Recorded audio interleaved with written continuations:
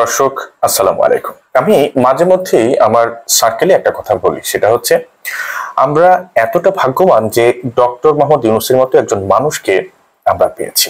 এই মানুষটি বাংলাদেশে জন্মগ্রহণ করেছে এবং এই মানুষটাকে নিয়ে আমাদের প্রত্যেকটা বাংলাদেশি নাগরিকের প্রাউড ফিল করা উচিত যে এমন একজন মানুষ এই ভূমি জন্ম দিতে পেরেছে, যিনি শুধু বাংলাদেশকে না সারা পৃথিবীকে আলোকিত করেছেন এবং পৃথিবীর একটা অংশের জনগোষ্ঠীর একটা অংশের মানুষের জীবন মান উন্নত করার, বদলে দেওয়ার চেষ্টা করছেন, স্বপ্ন দেখাচ্ছেন। দেখুন, আজকে এই মানুষটাকে নিয়ে এত কথা বলার কারণ হলো তিনি টাইম সাময়িকীর করা 2025 সালের প্রভাবশালী 100 মানুষের তালিকায় স্থান পেয়েছেন। তিনি লিডার বা নেতা ক্যাটাগরিতে এই তালিকায় স্থান পেয়েছেন। এই তালিকায় কারা স্থান পায় চলুন দেখি।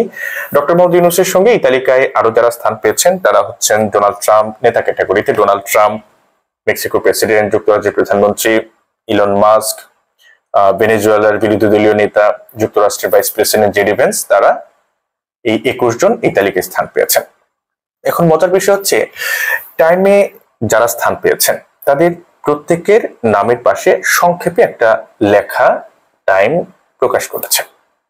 আমাদের প্রফেসর ডক্টর মোহাম্মদ ইউনূসকে নিয়েও একটা লেখা টাইম প্রকাশ করেছে এবং এই লেখাটি লিখেছেন যুক্তরাষ্ট্রের সাবেক পররাষ্ট্রমন্ত্রী হিলারি ক্লিন্টন। এখন হিলারি ক্লিন্টন ডক্টর মোহাম্মদ ইউনূসকে নিয়ে কি লিখেছেন চলুন এটা একটু দেখি। হিলারি ক্লিন্টন লিখেছেন, গত বছর ছাত্রদের নেতৃত্বে এক অভ্যুত্থানে বাংলাদেশের কর্তৃত্ববাদী প্রধানমন্ত্রী ক্ষমতাচ্যুত হন। এরপর দেশটিকে গণতন্ত্রের পথে পরিচালিত করতে এগিয়ে আসেন পরিচিত নেতা, শান্তিতে নোবেল জয়ী প্রফেসর ইউনূস। হিলারি ক্লিন্টন লিখেছেন, কয়েক দশক আগে ইউনূস বাংলাদেশে গ্রামীণ ব্যাংক প্রতিষ্ঠা করেন ক্ষুদ্র ঋণের মাধ্যমে সবচেয়ে প্রান্তিক জনগোষ্ঠীগুলোর ক্ষমতায়নের লক্ষ্যে। এর মাধ্যমে লাখ লাখ মানুষকে, যাদের 97% নারী, তাদের ব্যবসা গড়ে তুলতে, পরিবার টিকিয়ে রাখতে এবং মর্যাদা সম্মান ফিরিয়ে পেতে সাহায্য করেন।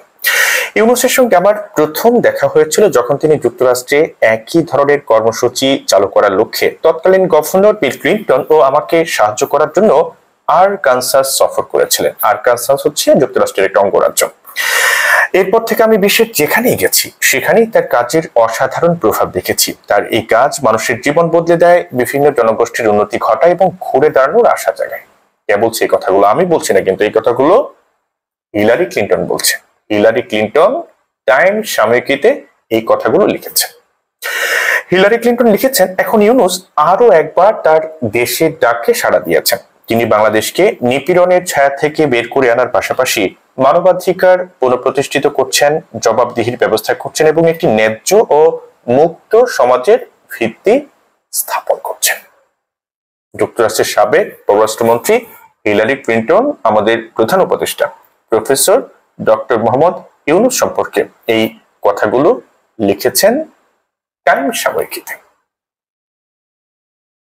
দর্শক চলুন আমরা আরো একবার প্রফেসর ইউনূসকে নিয়ে গর্ববোধ করি, তার জন্য দোয়া করি তিনি যেন দীর্ঘায়ু হন এবং বাংলাদেশের মানুষের সেবা করতে পারেন, বাংলাদেশের পাশে থাকতে পারেন, তার কাজ দিয়ে বাংলাদেশকে বিশ্ব দরবারে উজ্জ্বল করতে পারেন।